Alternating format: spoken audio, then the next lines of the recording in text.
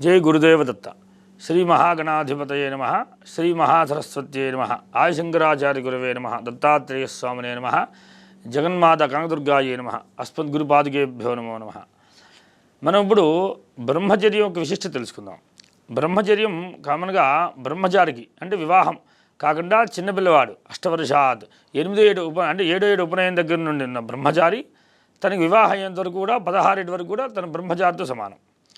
16 ఏటి దాటిన తర్వాత నుండి ఇంకో గృహస్థ కింద వస్తుంటాడు కనుక లెక్క ప్రకారం శాస్త్ర ప్రకారంగా వివాహం ఎప్పటికీ అయిపోయి ఉండాలి పిల్లవాడికి. అదే ఆడపిల్లకైతే బ్రహ్మచర్యం 11-12 ఏళ్ళ వరకే ఉంటుంది. అంటే తనకి 8 ఏటి వివాహం చేయాలి ఆడపిల్లకి. కానీ కుదరకపోతే కనుక తనలో నా వివాహ సమయం దాటుతుంది కనుక తన బ్రహ్మచర్య దీక్ష అయిపోతున్నట్టు లెక్క. అంటే తనకి 12 ఏళ్ళు వచ్చిన తర్వాత తనకు కూడా ఇంకా బ్రహ్మచర్య అయిపోతుంది. దీంట్లో వివాహమైన దంపతులకి బ్రహ్మచర్యం ఉంటుంది. అది ఎలా ఉంటుంది అంటే ఇద్దరు కూడా కలిసి ఏ వ్రతం కానీ యజ్ఞం కానీ చేసేటప్పుడు ఇద్దరు బ్రహ్మచర్యంతో ఉండాలి. అంటే ఏంటంటే ఇద్దరు శరీరం కలవకుండా ఇద్దరు పక్కపక్కన పడుకున్నా సరే మనసు ప్రశాంతంగా ఉంటూ భగవచ్చింతన చేస్తూ ఉంటే కనుక దాన్ని కూడా బ్రహ్మచర్యం అంటారు. అలానే ఇప్పుడు మనం శబరిమల యాత్ర చేస్తుంటారు, 41 రోజులు దీక్ష చేస్తుంటారు. చేసేటప్పుడు భార్య పక్కనే ఉంటుంది, మరి పక్కనే పడుకున్నంత మాత్రాన తన శరీర స్పర్శ కానీ తన ఆలోచన కానీ ఏమి ఉండకూడదు. కానీ ఏ వ్యక్తిని చూసినా తనలో ఆ భగవత్ స్మరణ తప్ప ఇంకేమీ ఆలోచన రాకూడదు. అలా ఉండగలిగితేనే దాన్ని బ్రహ్మచర్యం అంటారు. అందుకని ఒకవేళ ఉండలేని వాళ్ళు కొంచెం 41 రోజులు దూరంగా ఉంచి తను లేదా పుట్టింటికి పంపించినా తను విడిగా 40 రోజులు ఉండి తపస్సు చేసుకుంటూ ఉండాల్సి వస్తుంది. అందుకని ఋషులు అయితే ఏం చేసేవారు, పూర్వంలో తపస్సుకి భంగం కలుగుతుందని అడవులకు వెళ్ళి సపరేట్ తపస్సు చేసుకుంటూ ఉండేవాళ్ళు. అలా కాకుండా సంసారపక్షంగా ఉంటూ ఇద్దరు కూడా కలిసి తపస్సు చేసుకునే దాన్ని కూడా బ్రహ్మచర్యం అంటారు. అంటే బ్రహ్మచర్యం అని సంకల్పం చేసిన తర్వాత బ్రహ్మచర్యంలోనే ఉండాలి. అలా బ్రహ్మచర్యం సంకల్పం చేయకుండా దంపతులు ఇద్దరు సంసారం చేసుకుంటూ ఉంటారు, తపస్సు చేసుకుంటూ ఉంటారు. కానీ దానికి ఏమీ దోషం ఉండదు, అది భార్యాభర్తలు కనుక. అలా కాకుండా బ్రహ్మచర్యంగా చేయాలి అని సంకల్పం చేస్తే కనుక దానికి ఎలా ఉంటుంది, వ్రతం కానీ యజ్ఞం కానీ ఒక 21 దీక్ష కానీ 41 దీక్ష కానీ వరకే ఉంటుంది. అంతకన్నా మించి ఇంకా బ్రహ్మచర్యం ఉండదు. ఎందుకంటే అంతకన్నా మించి ఇంకా బ్రహ్మచర్యం చేయక్కర్లేదు.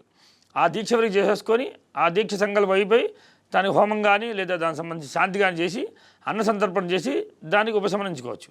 అలానే బ్రహ్మచర్యం అంటే అలా పాలవ అలా మనం తీసుకోవాలి. ఈ బ్రహ్మచర్యంలో మీరు ఎలా ఉండాలి అంటే ఇప్పుడు మనం ఒక దీక్ష తీసుకుంటాం కదా, ఆ దీక్షలో నిరంతరం తపస్సు అంటే ఏంటి, ఇప్పుడు అయ్యప్ప స్వామి జపం చేస్తున్నాం, హరిహరపుత్ర అయ్యప్ప అని అదే నామస్మరణ చేస్తూ ఈ 40 రోజులు ఎవరిని చూసినా కూడా అయ్యప్పలాను ఊహించుకుంటూ జపం చేస్తూ ఉన్నట్లయితేనే అది బ్రహ్మచర్య కింద వస్తుంది.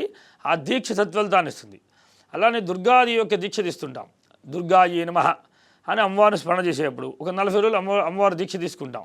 తీసుకొని ఆ మాల విజయవాడ వెళ్ళి అమ్మవారి దగ్గర వదిలేటప్పుడు మనం అప్పటి వరకు ఏం చేయాలి, రోజు దుర్గాయే నమః అంటే ఎవరిని చూసినా ఎవరిలోనూ అందరిలోనూ అమ్మవారే ఉన్నట్టుగా మనం ఊహించుకుంటూ మధ్యాహ్నప్పుడు భోజనం చేయడం, రాత్రిపూట నేలపడక అంటే చాపేసి పడుకోవడం, అలాగే తెల్లారుజామున లేవడం, మళ్ళీ జపానుష్ఠానాలు కూర్చోవడం, త్రికాలార్చనలాగా అంటే 3 పూట్ల పొద్దున సూర్యోదయం, మధ్యాహ్నం మధ్యాహ్నం 12 గంటలకి, సాయంత్రం 6 గంటలకి ఇలా 3 సమయాల్లో కూడా త్రికాలార్చన అమ్మవారు చేసుకుంటూ అమ్మవారిని ఆరాధిస్తూనే 41 దీక్ష మౌనంగానే ఏది స్మరణ చేసినా అమ్మనే భావన చేసినట్టుగా తపస్సు చేస్తూ ఉండగలగాలి. ఇలాగనే దీక్ష చేసినట్లయితే ఇది బ్రహ్మచర్యం కింద వస్తుంది.